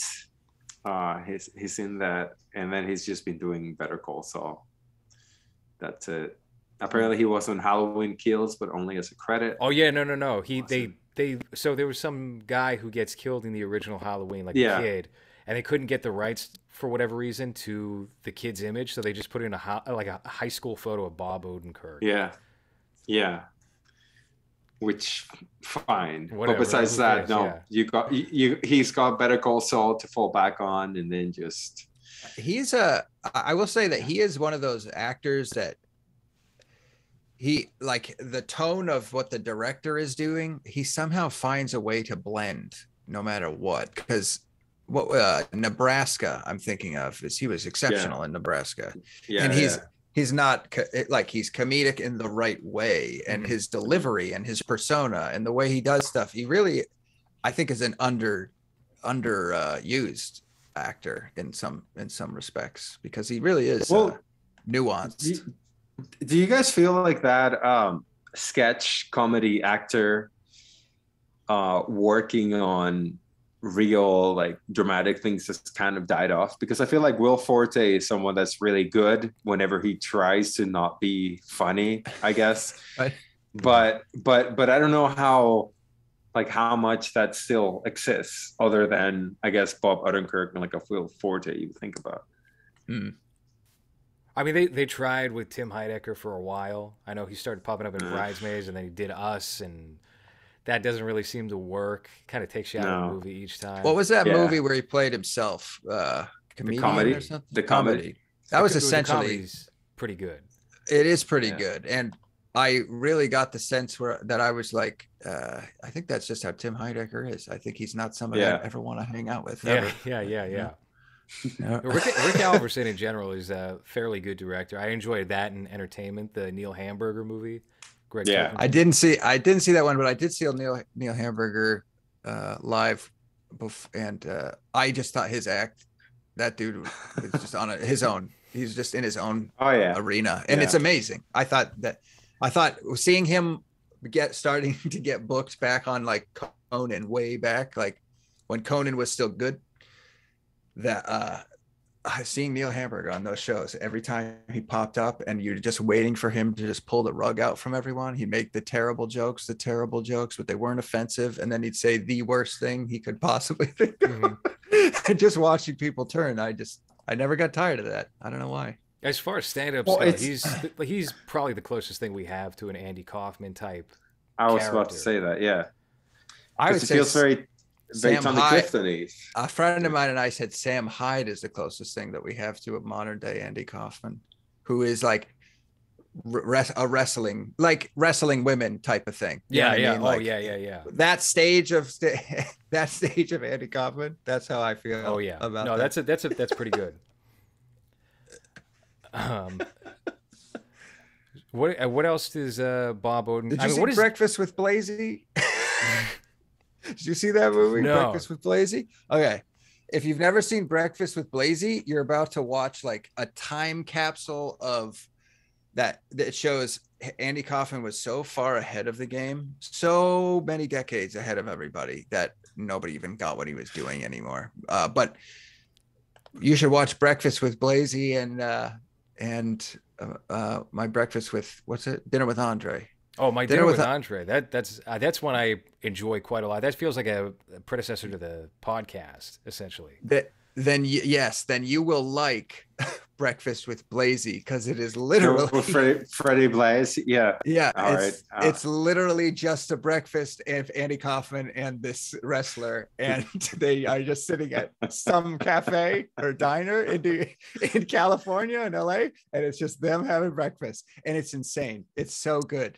But he has like a little lead up, like they do like a little stand up. It's like talking, just like what's his name on the way to the dinner, kind of gives you the backstory a little bit before they get there. It's got Freddie Blasey, who was a wrestler who played a character that was like a fancy, like a dandy type of character. So you have that character playing against Andy Kaufman, wearing like his neck brace and shit still. So it's just those two characters going head to head against each other. Yeah. Right. Yeah. Oh, this is free on Tubi. I might give this a watch right after the show. I'm kind of intrigued by this. I think if you're somebody who likes Dinner with Andre, then that you'll probably get more out of it than most other people. I think. Have you ever seen Heart Beeps? No. Hans, can we pull up the trailer? Heart. Yeah, I downloaded it. I never actually saw it. Much better production design, costume design than The Matrix Resurrections. I'll say that right now. Let's take a look at Heart Beeps. This is an Andy Kaufman led feature from the mid to late 80s. Plays a robot. Oh man! I think Victoria Sweeney or somebody like that might be in this film as well. Turn your head around. Well, that's that guy. What's his name? Is that Randy Quaid? Randy Quaid. Early Randy Quaid. I don't want to say he's dim-witted, but he makes an electric toothbrush look like a genius. Look the fire. My function? To serve as companion and valet. Being programmed for charm was probably an extra expense. This is Aquacom. She was Popular Mechanics Playmate of the Month for June 1994. Did a load of those components. Is that Rodney? No, it's not actually Rodney. It's some impersonator. He's a great kid, but he had no sense of humor until he met me. This is the entire movie, by the way. This is like 100 minutes of this shit. It's robot puppet jokes. It's and it's not good. Of course not. Can we look at the effort that went into this? Yeah, I know. That's the one big upside to it. It's good for the trailer, but trust me, you don't want to stick around for the movie itself. What, you want to sit around 2 hours watching this? And they've hardly shown Andy Kaufman in the trailer. There's romance. There's raccoons. There's raccoons. Even people. That's funny. That's a very early Randy Quaid. That's too. SNL era Randy Quaid. I bet they wrote that. That might have been an ADR performance with a cheaper actor or someone from the crew, and they were like, "We'll get Ronnie Dangerfield, don't you worry." And then they didn't. Mm-hmm. You know what I mean? Like, Yeah. I bet they had so many plans for the types and names they would have do certain robots, and then they're like, "We can't afford this," because somebody saw dailies and we're like, "This is dumb. Let's pull the plug. It's stupid. It sucks." That would be a great insufferable episode of Civic TV for the future, is if we throw on hard times and just watch Jerry gradually get madder and madder as it escalates.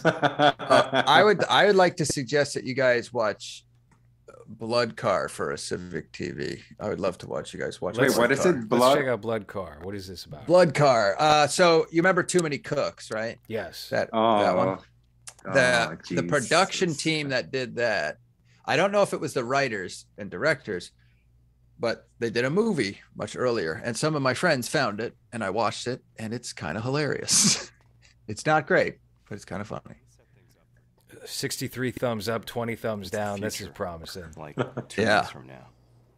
Gas prices are at an all-time high. Nobody drives anymore, not even truckers. And a trucker who doesn't drive, well, you know. What? You know that saying, if you can't take the heat, get out of the kitchen? Well, people still say that, but they don't drive cars. And teenagers having sex in cars, that still happens too, but in graveyards, car graveyards. This is a story about a man who decided to change all that. It's a story about his invention. Ooh, what a It's a story about 2006 guy. society. Did you see that Yeah. hairdo? It's a story about you. Frequently hilarious.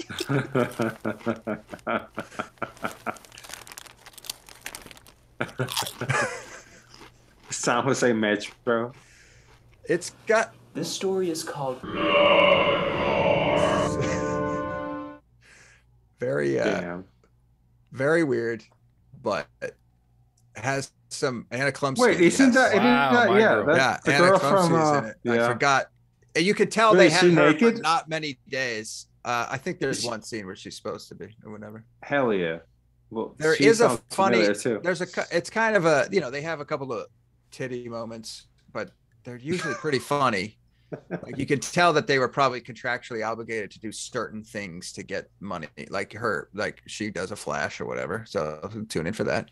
But she like her, Anna Klumsky, and like a bunch of the other girls. I don't know. It just looks like such an uncomfortable shoot in places. Like it looked like it's such an uncomfortable shoot in places. But there is some moments in that, especially the ending, where it's really kind of brilliant and oddly prophetic because it's about a blood car, a car that runs on blood, and it's about a vegan, and there's like this vegan element. It's very weird. What's the year on this movie? Worth watching it though. I don't know. It's got to be 2004, 3, 4. 2005. It's a while. Maybe 6. Maybe it 6 or 7. 6 or 7. Mid-aughts or so. So yeah. That sounds about 2007. Right. Yeah. Okay. Mm-hmm. I was thinking of, because back in those days, I don't know if you know this, Hans, but in America, you used to be able to go into a store that had movies and you'd look around at all of them and talk to your friends, and it was a thing. And now, people don't do that. But our friends used to walk in and be like, "What the hell is this? We gotta watch this. Look at this ridiculous box." And that was what sold it on Blood Car. Like it was yellow with black. It was very like Kill Bill ripoffy, and it just said Blood Car. And you're like, all right, bunch of guys' first movie. You got the girl from My Girl, right? Yeah, that's who that is. They got Anna Klumsky, and she would make a comeback, a little bit of a comeback anyway. A couple of years later, I think she wound up on Veep or some HBO show like that.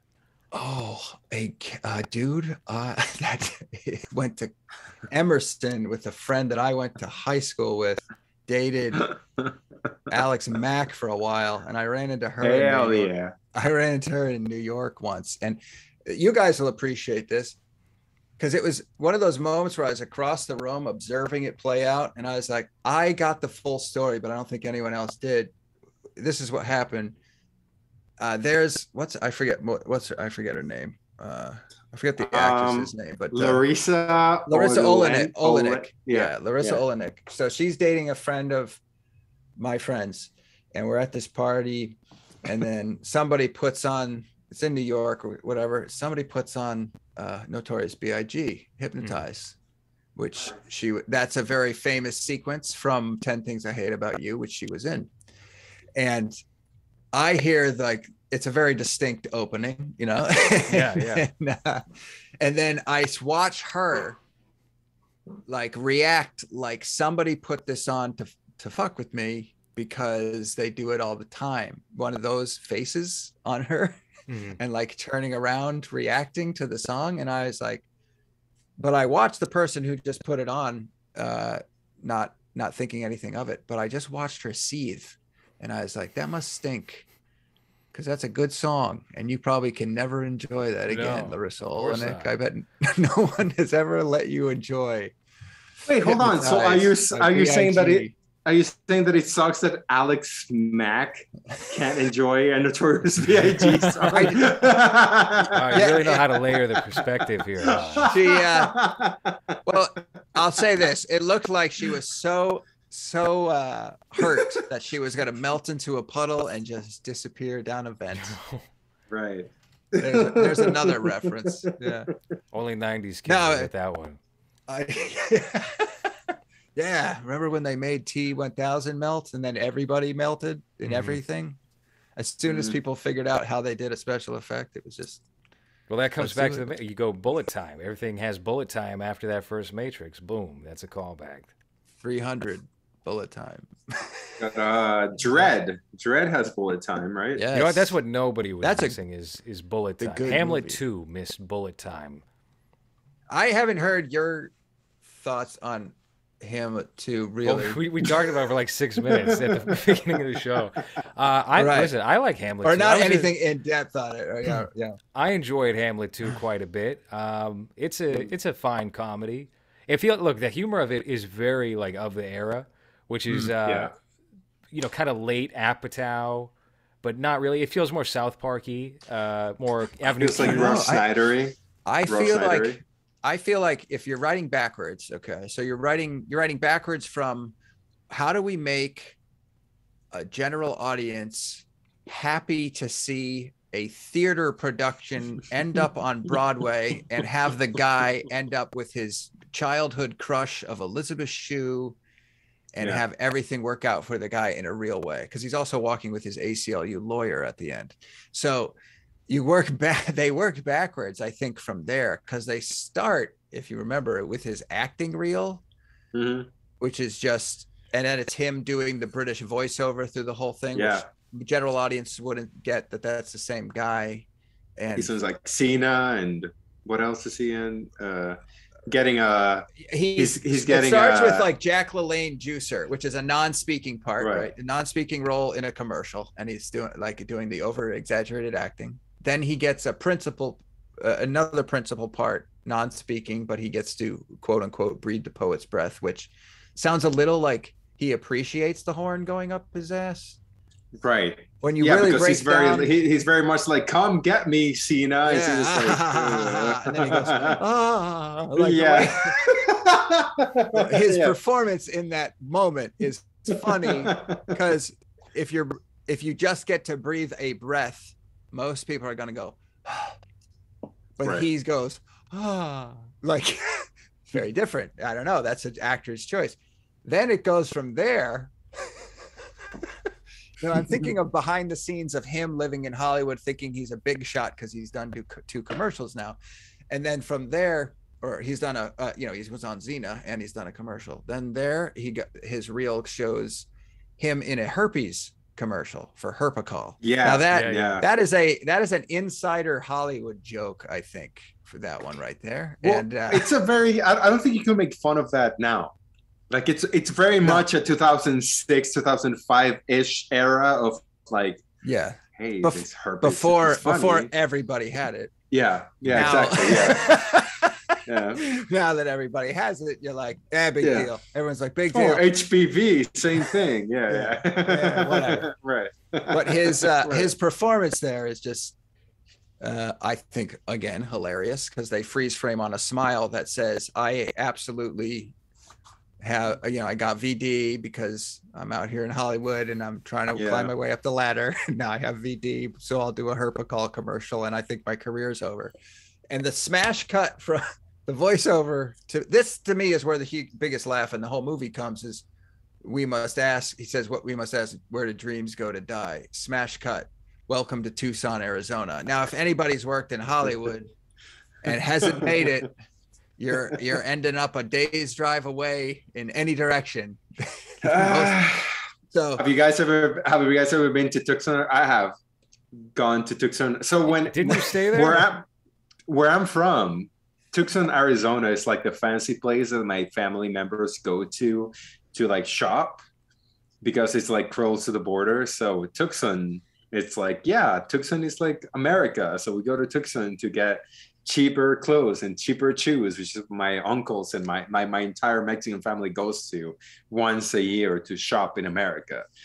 So I felt that 100%. Where it's like, you think this is cool, you think Tucson is like a big deal, but it's really not at all. And then there's the scene with when he's like, he gets the total stupid, like, dangerous mind picture of the kid and what his parents are going to be like. And he says, you can't let your ethnic narrow-mindedness prevent your son from being in the play. And then who is it? Edward James Olmos? What's his name? No. It's off-brand Edward James Olmos. It's almost like Louis Phillipsy. He just popped up in a commercial for like Chantix or something recently. Some off-brand weird medical company. He did a cameo in Brown guy. Brown guy with a mole on his face. Brown guy. That's right. That's him. Yeah. But he has like, and he's like, I've written 9 books. I've written 9 books, and my wife has a showing on, what is it, the Guggenheim in Bilbao. Bilbao, right? Spain, right? Yeah. So he was like, and then he immediately wants notes. He immediately changes his tune and wants notes on his play. He's like, I'll show you out, and he's like, can I just stay here and talk to you? But I don't know. I just think that, and I think there's also some throwaway lines where he says, like, she said, I thought you were having a nervous breakdown, when he's working on the play, when he's going through the writing process, which ends with him like pantsless, wearing a mask or something, standing in the middle of the room.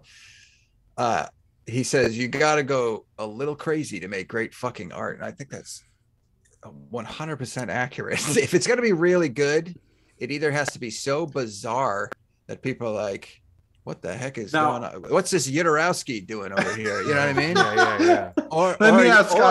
Or you have to go in a position, or if you have to do, like, which is much harder in my opinion, you have to do Star Wars, Let me ask LowRes, how many times have you been in your living room wearing your tidy whities, just going like, I don't know, where am I going with this movie? I don't know where this character goes. How about all those random scripts you get in the middle of the night that I just came up with? That's every single moment that precedes that. Hey, we got to do this scene. Hey, Hans, can you just get on Zoom real quick and we'll film this with your camera and I'll figure it out. We'll just stretch the 1080 so it fills up the necessary perimeters. Yeah, we'll do that.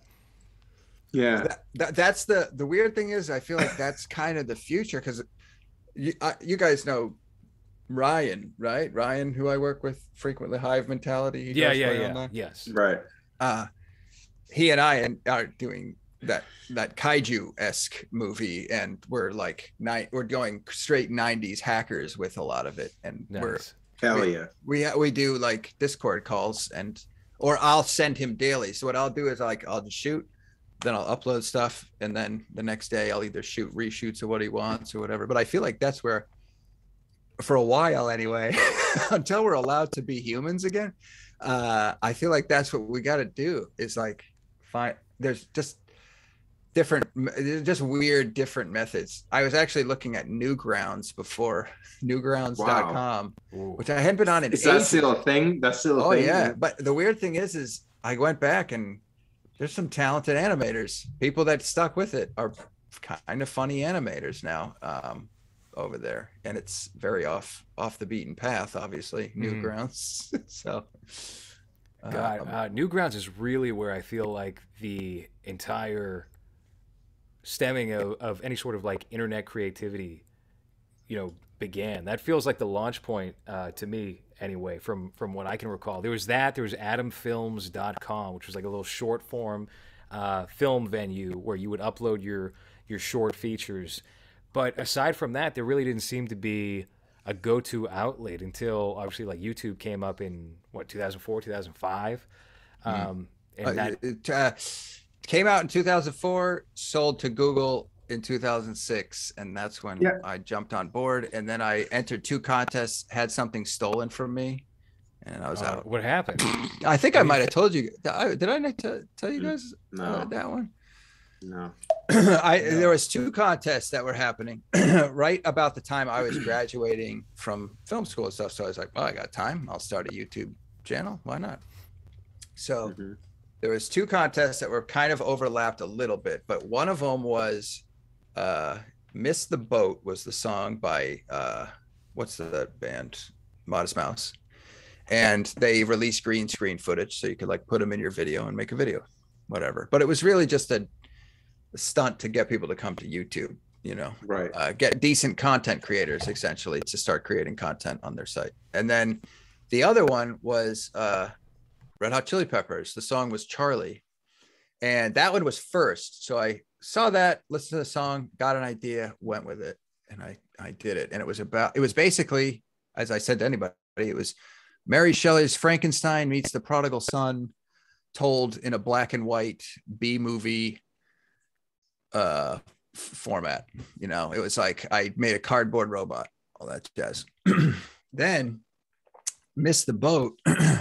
There was a duo who went on to call their production company Walter Robot, and Walter Robot was the character that showed up 1 month later in their music video for the other contest. So I was following both contests. I can't see why they weren't following both contests as well, and just picked the song they picked the contest that had a later date. I did the first one, and then I was going to do the other one, but I couldn't come up with an idea in time. And I was like, I just finished that one. That's fine. Whatever. I didn't win that contest, but if you watch those videos back to back and know that they were uploaded within like a month of each other, you'll be like, oh, they totally ripped off Tim. But those guys, I researched years later when I was working on Dream of Me, actually, that short film I did.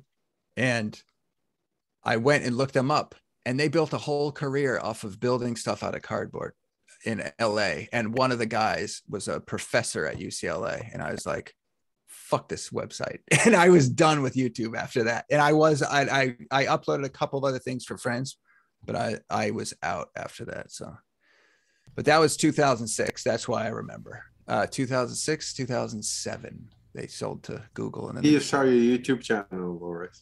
But hold on. First of all, let's not skip over the fact, Tim, your Dream of Me short film, like you really are the master of like the DIY one man show as far as that. Yeah. Like, that looks extremely impressive, and anybody who is tuning into this should check that out. Thanks. Thank you.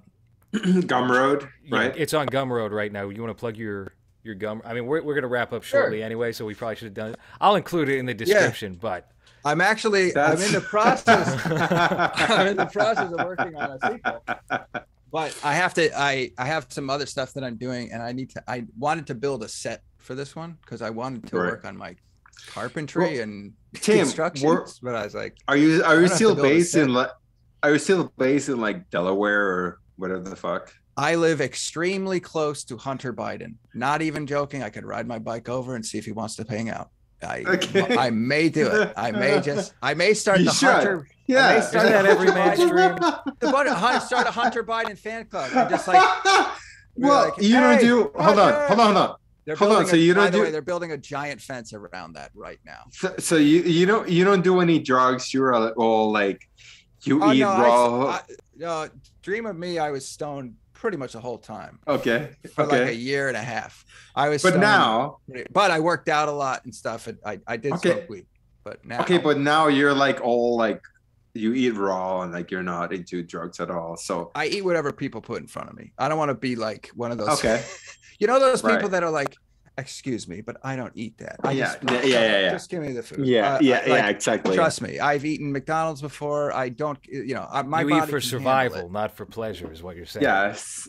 I just or for like for pleasure when example, right? Tonight there was a Brazilian the house that I'm at right now. I might end up squatting in, but there was this you got some Rodizio shit. Yeah, I feel you. There was some Brazilian woman that was buying some furniture from us, but then she came back to pay me back with a sub from Jersey Mike's, which ironically I used to manage back in the day at Jersey Mike's. Right.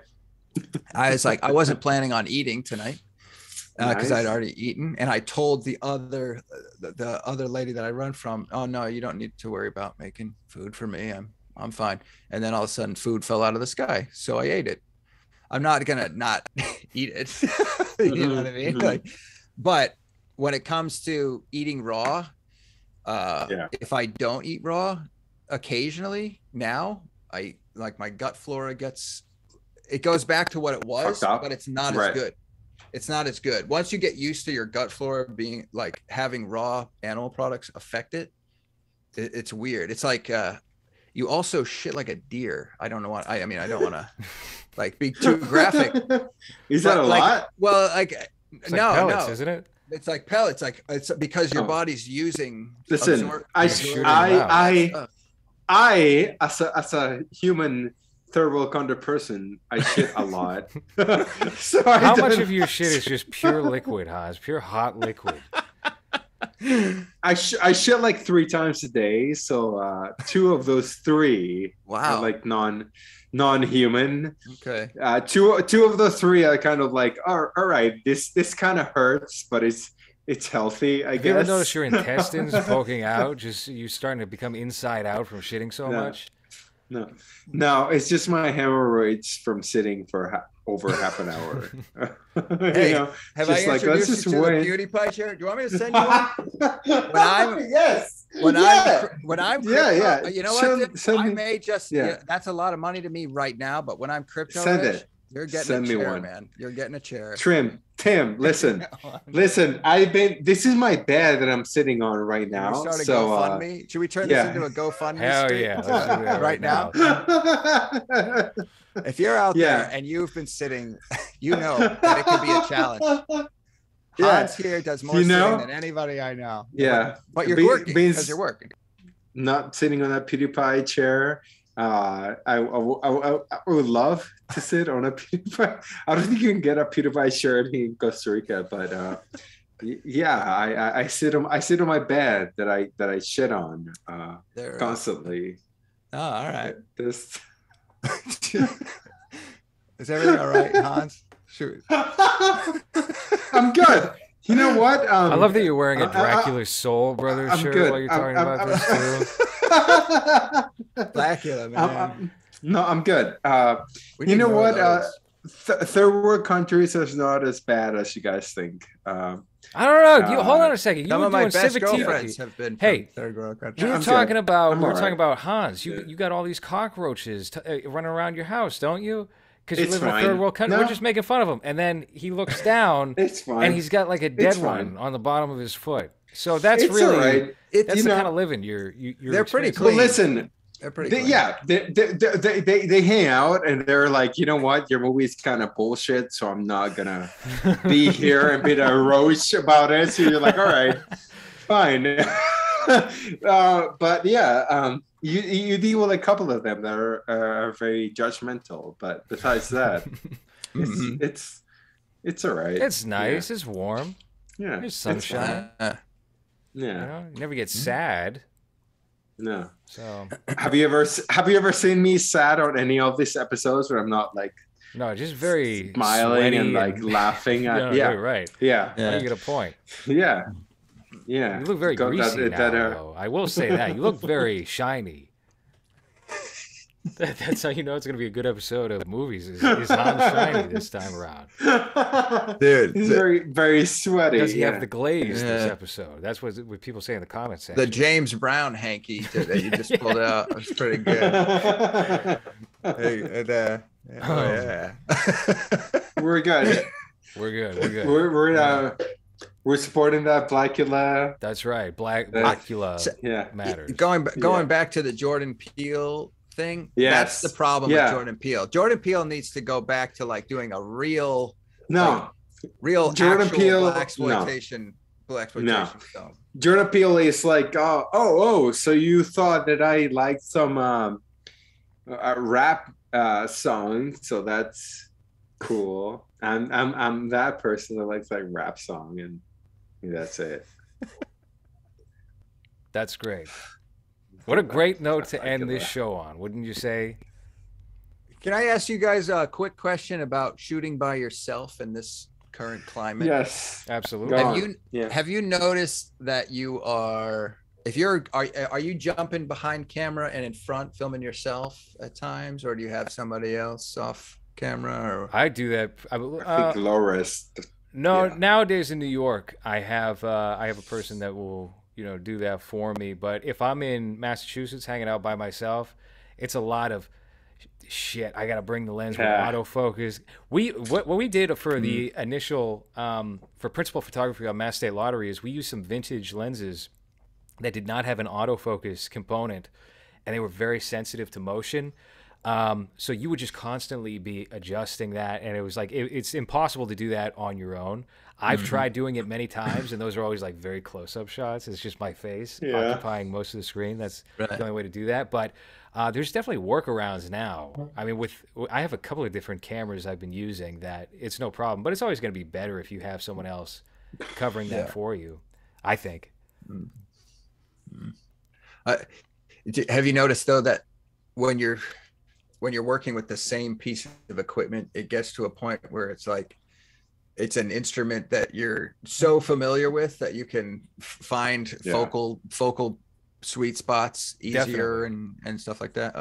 Absolutely. We kind of do everything like the hard way when we do our shows. I mean, it's not like James Rolfar where he's like playing the game and then burning it to a DVD to put in his fucking YouTube video. But it's Wait, you don't want your fat friend to say something very controversial? No, which is like, hey, listen, do fat friends say anything that's not controversial? That's what fat friends are for. I'm bad at being a fat friend. That's the thing. Like I need to just like grow. Well, you don't a look bit fat. more. Nobody sees the show and thinks you look fat. You're talking about yourself, dude. I need to. I thought you were talking about someone else entirely. I need to grow a little bit more fat. Yeah. Well, you remember? Do you ever hear the story? Masters of the Universe was pretty cool. I don't know. Is that right with the Kevin Smith one? Yeah. I didn't see it. I'm a lesbian. I don't know. Yeah. I don't know.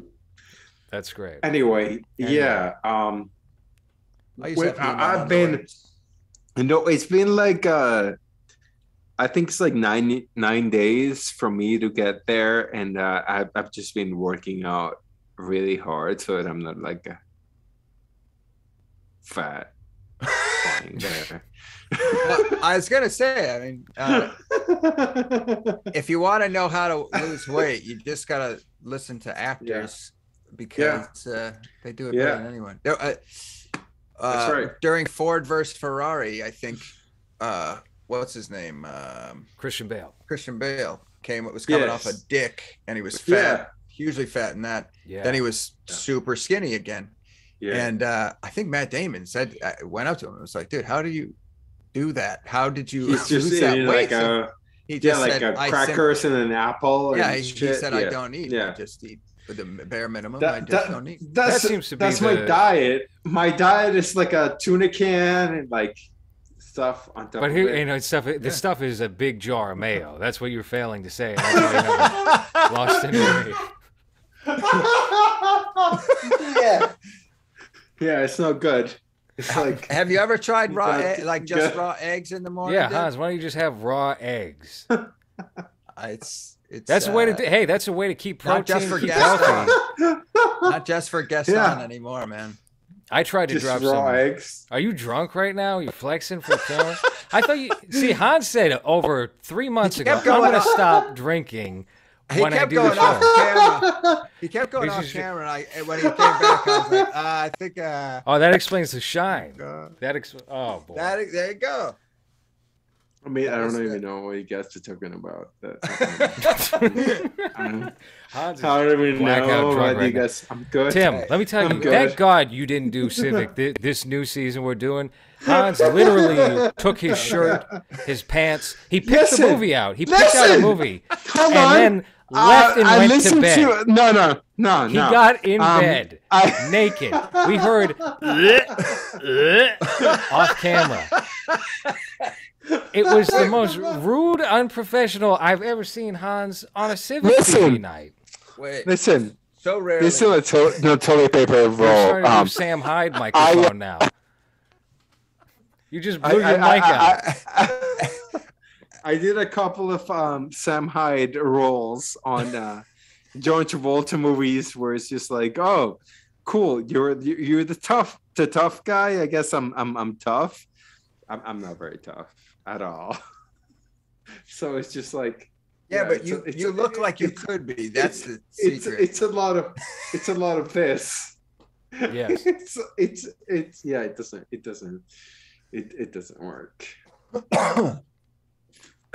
Well, on that note, I think that's the end of this episode of movie. We just got to almost the 2 hour. Hey, as Okay. a subscriber to your Gumroad, while I have you, is it better to subscribe to your Patreon or your Gumroad? Gumroad has been. I didn't even know I still had Gumroad. To be honest with you, Tim. You know, I've been watching. Maybe I'm the only person subbed over there, but I've been watching because they've made that platform a little bit better. Yeah. Tom Green is pretty good for that movie. Freddy Got Fingered. Freddy Got Fingered is dude, you're losing it now. Keep Holy going. Shit. We got to keep going.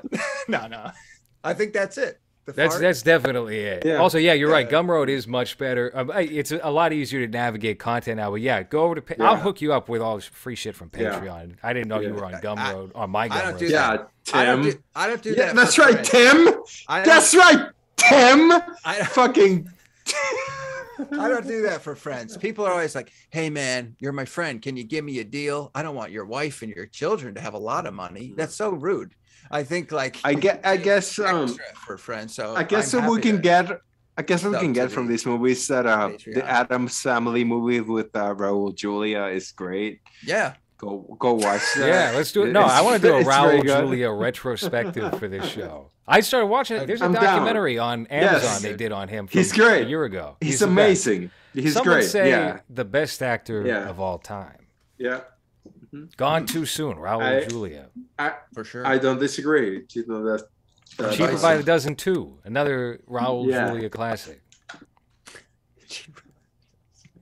Okay, that's been. Hey, go check out Tim's shorts. Check out Tim TV, and you just check out the description. You'll find Tim Stabers everywhere. Tim, you're gonna have to send me some links so we can plug you. Yeah, appropriately. I'm trying to just make timstabers.com where I'm trying to embed like all my Gumroad buys things, but we love Tim. We wish you would go up to record what we're doing in Boston, but we get it. You're in where are you, Delaware? Where are you? I can't. It's hard for me to get over certain bridges because I paid to be going over them for so long. But right. I can still go north up through the Hudson. I don't. Well, hey, listen. Open invitation if you want to join us in our 1-bedroom apartment for a couple of days. Last time we was in the studio. We're moving on. We got bunk beds this time. Hey, dude. Hey, Tim. Hey, Tim. Do you want to eat? Do you want to eat peanuts for 3 out of 4 days? Let's get peanuts and oatmeal for dinner. I know that this looks like a nice little studio space behind me and stuff. This is a bedroom in a house where I was renting a room from an old man who passed away, and his live-in nurse now and I are trying to move elsewhere, but I'm thinking I'm just going to stay. What's the bank going to do? Why not? What are they? Yeah, they Why can't not? Yeah. forcibly remove you, can they? No, Yeah. we'll find So out. in the meantime, anybody's welcome to come and film here because there's plenty of space. Nice. I would just wear shoes inside because they did not keep clean carpets. I'll say that. But That's unfortunate. there you go. But I'm taking advantage of that, trying to film there. So one room, bedroom. I could do that. Nice. All right. Well, that's been movies for this week. I'm going to close this out while Hans is off screen before he gets belligerent again. Thank you for listening.